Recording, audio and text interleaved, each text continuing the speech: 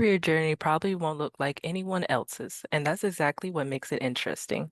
Welcome to Tallo Real Careers, Real Journeys, where we explore the twists and turns that lead people to where they are today. I'm excited to introduce Bradley Goodlow and hear their path from student to early talent development consultant.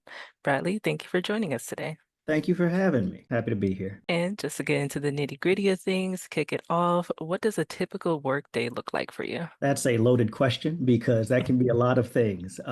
My career started out in recruitment, and now, again, like you mentioned, I'm in early talent development. So my days now are very different from what I've done in the past. I think it can be a myriad of things depending on kind of the projects I'm working on. Right now, since I'm in charge of quite a few interns, it's checking in on them, looking at kind of where their projects are and things like that, and kind of just seeing what's going on with all of them, seeing if they need any support and removing any blockers that might be in the way, things like technology and things of that nature. But really, it's circling back on the projects I'm working on. If I'm developing, let's say, an apprenticeship program or a new internship program for a partner employee, I'm following up on that, seeing kind of what else needs to be kind of ironed out with there, seeing if I need to touch base with those employers and figuring out, hey, is this fine tuned enough, or should there be something else I should be looking into? On the other end of that, it's also just going through, wherever else, folks need support on those kind of things as well. Another thing that I work on here at in my organization is working on, job placements and helping folks kind of find and complete those jobs or find those opportunities within our ecosystem. So it's trying to figure out kind of how we close those gaps and figure out what those folks are looking for and make sure that that's situated with what we're doing with the employers that I'm supporting. So when it comes to early talent development, a lot of it is looking for that low hanging fruit of, what does an employer need when it comes to developing this early talent, and then what does the early talent actually need when it comes to securing those opportunities. So a lot of what I'm doing is trying to create those opportunities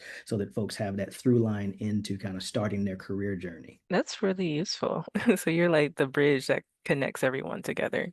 I try to be. Like I said, I think my days are different depending on the projects that I'm working on, but a lot of it typically, like you said, is just kind of how do I create that bridge for someone kind of stepping into a new role and showing that value, leading, a lot of my time is, organizations or partnerships and conversations with employers to say, hey, this is why skills-based hiring means something, or this is what you can get out of starting earlier with getting talent into your organization and things like that. So it's a lot of conversation, a lot of kind of following up, and a lot of kind of just framework and project analysis and building these things so that, an employer doesn't have to. Okay. And my next question for you, you answered maybe a little bit, but what kind of personality thrives in this job?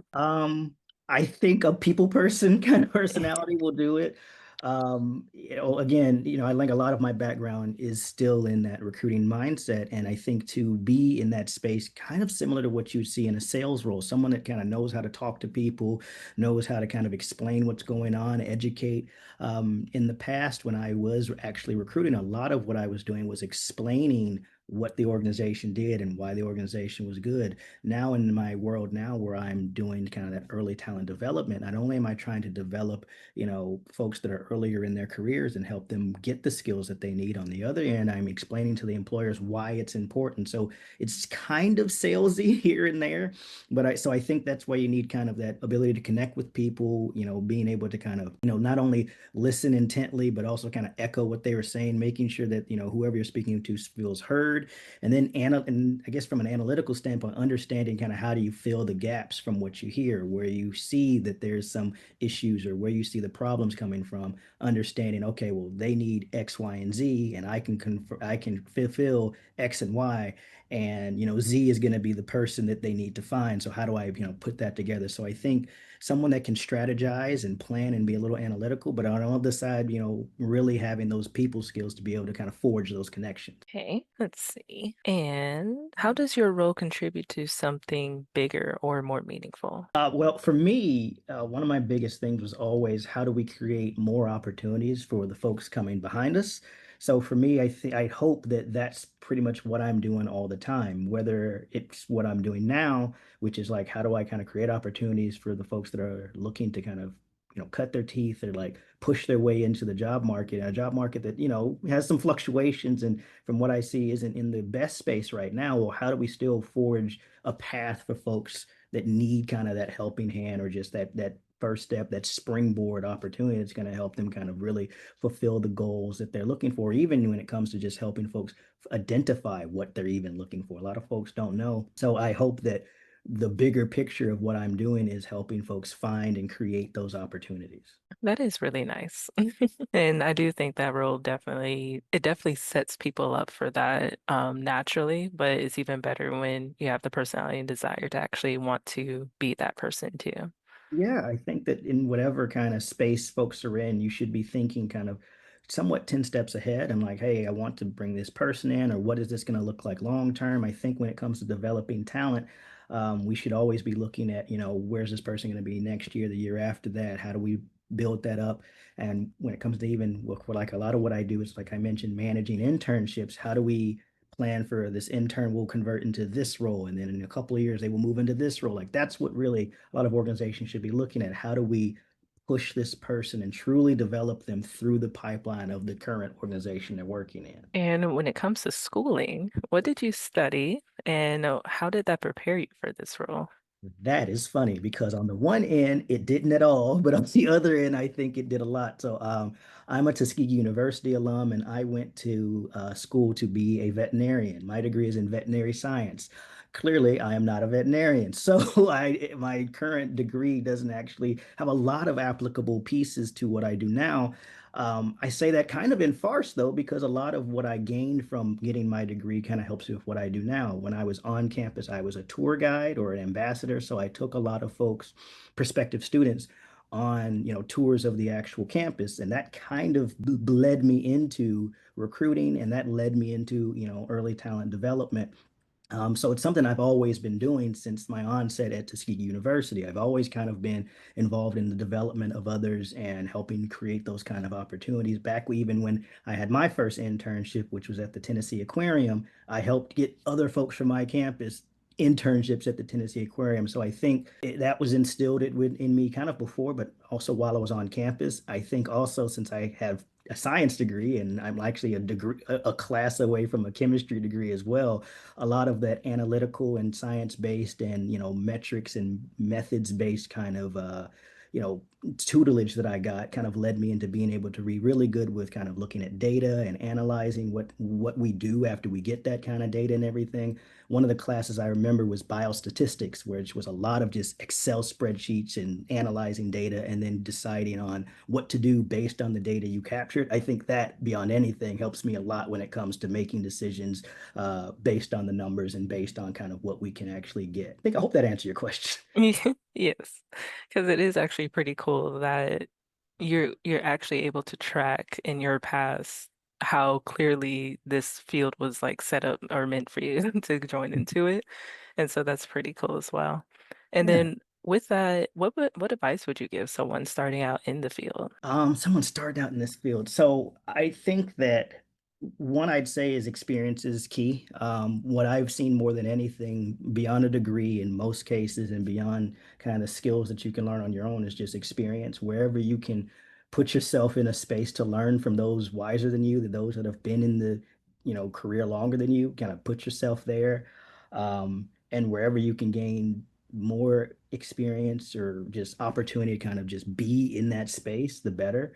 I have a few mentees that talk to me now about kind of how they get in that space. And one in particular, I think I added to some LinkedIn group that's just filled with early talent folks, right? And it's just like, hey, this is kind of how you're going to, glean information and really kind of cut your teeth and get into this space. I think being around the people that are in the space you want to be in helps. If I'm an engineer, I should be around other engineers. If I want to be a doctor, I should be around other people that are doctors. So when it comes to the early talent development, you should be around other folks in that space. And it's a wide range of areas. It's early talent recruiting, it's early talent development, it's organizational development, it's talent, training and things like that. So I think there are multiple spaces that someone can kind of push themselves into. So someone trying to get into this industry or this space, or someone that's new to this space, doing the best they can to kind of put themselves around the folks that are going to speak to what they want to do. That's very wise. I think that's definitely applicable for any field, especially put yourself where you want to be, and that way you can absorb your surroundings a little bit. And it can be cliche. I know networking, yeah, that's what, but I think it is invaluable. I think being the person that people think of or that people want to pour into is good. And hopefully that those kind of things keep happening for folks. And to break off from that, what opportunities, because you mentioned a little bit, what opportunities are there to grow and specialize in the field? That's an interesting question. I think when it comes to kind of something like what I do with early talent development, I think that can kind of extrapolate and be a little different. I don't say it's a little new, but I think it's pretty nuanced in different organizations. So I mean, that can go as far as to, just what I do kind of as an early talent development consultant and when I'm consulting and speaking with a bunch of different employers and then folks that want to, move up instead of some places. I think that can go into more of like a management performance kind of consultant where someone's truly kind of working into helping folks integrate and move up within an organization. That typically falls into some of that HR and people experience kind of pieces as well. There's learning and development managers that are really just entrenched in kind of that really not only helping folks develop, but like doing the classes, bringing the classes to folks, like truly being a part of that training regimen and that training piece of that. And I think even more so, there's that organizational development consultant with someone that kind of looks at the organization kind of from the onset or from the bird's eye view, comes inside and kind of, hey, I can kind of fix this from start to finish, which I have some background in that myself back when I was in manufacturing. But yeah, where you come into a space, it's kind of like continuous improvement, but more of an, again, like that organizational development piece. You're looking at people, you're looking at where the pieces are, you're looking at kind of what the current structure is, and just trying to kind of redevelop that in a way that works better for the business. So I think those are the areas that kind of pop in my head there.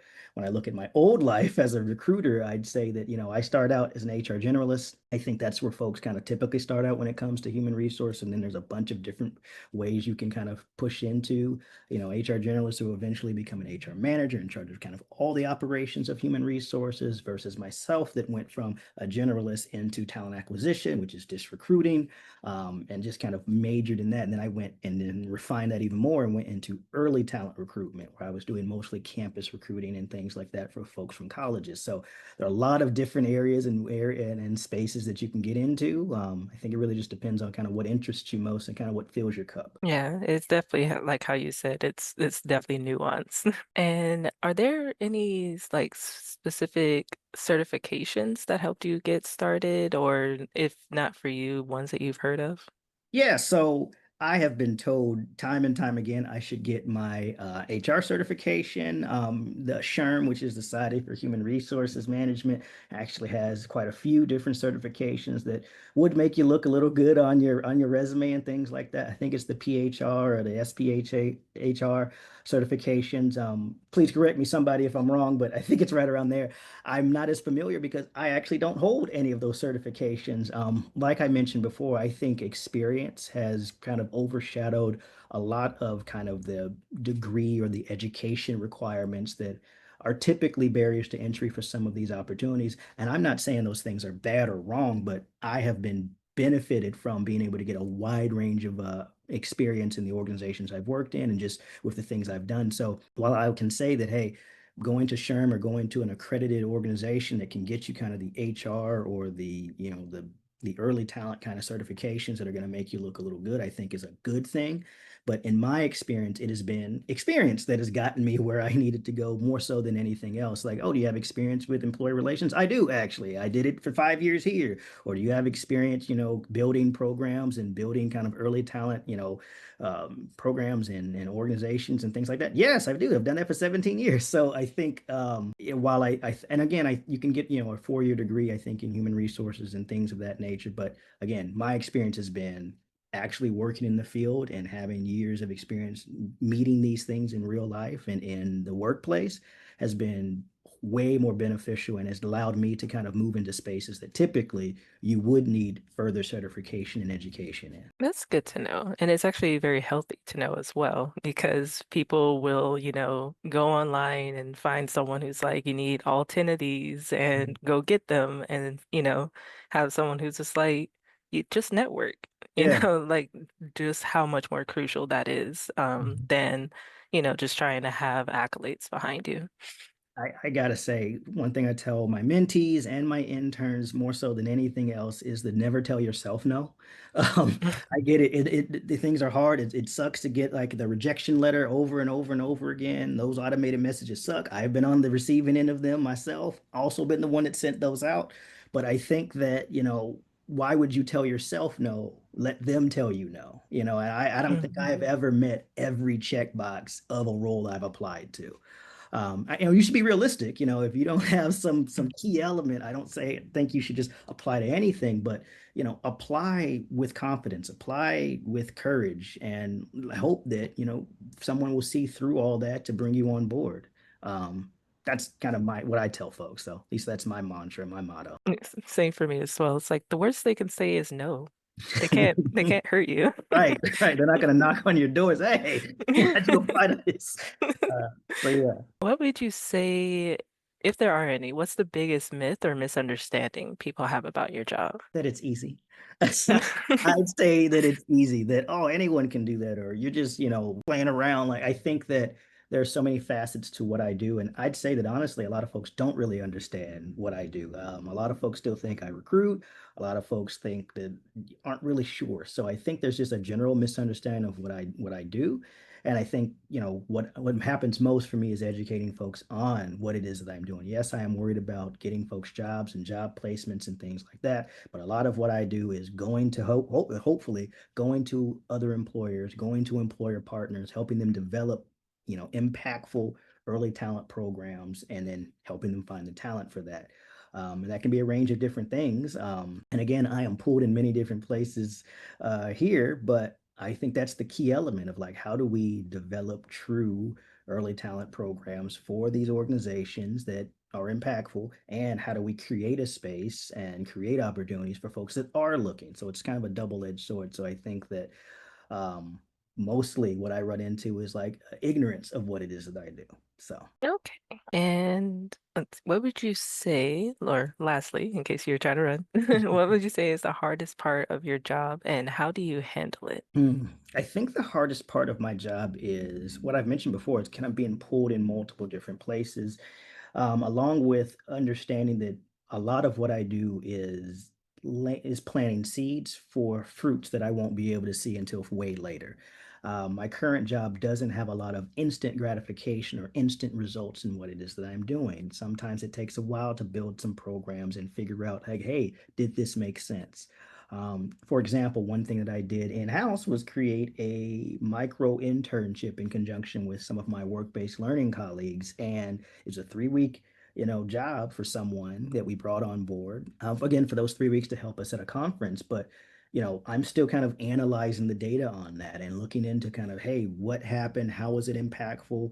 And so that I can coalesce and pull all that together and hopefully a pitch that I can kind of take to some of our partners and say, hey, we can do this with you. Look at how impactful it was for us. Look at the cost savings here. Look at like the data of what we were able to kind of, grab, and how we were able to do more with folks at this conference. And it was really, really good to have someone on site at a conference that knew the city to be able to kind of work with us and develop and build things here with us on site. And so it's things like that that like, yeah, we did it. We did the conference, but I'm still pulling that data together into something that's going to be, appeasing to some of our partners and everything. So I'd say that the hardest part is understanding that I'm a gardener at the end of the day. Yeah, I can't plant a seed today and expect a carrot tomorrow. So I think right now it's been a lot of me making sure that I'm maintaining and prioritizing and understanding that it's not going to be a tomorrow success. It can be kind of a couple of months from now success, and that's okay too. Yeah, that is pretty hard because we live in a world of instant gratification now. Mhm. So at least well, if you come this far, I'm assuming all your seeds have turned out pretty good. There's some bad seasons. Sometimes there's a drought here and there, but no, like you hit the nail on the head. I think that we what a term I hear thrown around a lot is the microwave generation, and they keep just moving the goalposts on what that means. But as someone that works a lot with folks younger than me, I think that it's not necessarily that I think certain people in certain organizations maybe prioritize that instant gratification, but when it comes to talent development is a long process. It's not something slow. So I think we need to really double down and kind of really double click, using the corporate jargon on development and training and the things that can build. Like we can't build a house tomorrow, we can't build bridges tomorrow, but we can't develop people in a day. So I think the more we develop these programs, develop people, develop skills, the more we'll understand and move away from those that microwave generation stamp or that kind of, I need it right now. It's like, yes, but do you want it now or do you want it good? So let's build it to the point where it really works and is going to be a critical facet of the organization or whatever it is that you're building. And bonus question. Oh, yay, A bonus good question. a good traditional question. If you could go back and give your younger self advice before starting, what would you say? Drop biochem. No, if I gave myself more advice going back to where I started, I'd probably I remember me in a manufacturing plant thinking, I don't know if I'm going to do any of this ever again, or I don't know if this is the right path. So if I could give myself, my younger self, a little advice, I would go back and just say, hey, keep going. You got it. Like all of this is putting you in a better space for the future. All the experience that I gained kind of led me to where I am now. And I don't think I would trade kind of where I am now. So I think that even those hard days that I went through back in the day of dealing with the things I was dealing with, from employee relations to having difficulty recruiting to as I moved into early talent development, all of that built me into the space where I could get into where I am at. And I'd say that to myself, just hold on to the thing that fills your cup. And the thing that fills my cup is creating opportunities for people. That's wonderful. And Bradley, I do want to thank you for sharing your experience and knowledge with us today. Thank you. I was happy to do it. So happy to be here, happy to talk about it, and hopefully anything I said was actually beneficial and actually helped somebody out. No, I know absolutely it was. Hopefully, our talent, hopefully, our Tallo talent picked up some insights that surprised or sparked something new. Everyone's path is going to be different, but that's what makes it yours. Keep exploring, keep asking questions, and remember, there's no single right way to build a career. We'll be back next time with another completely different story from a totally different field, because the more paths you see, the more possibilities you'll discover for yourself.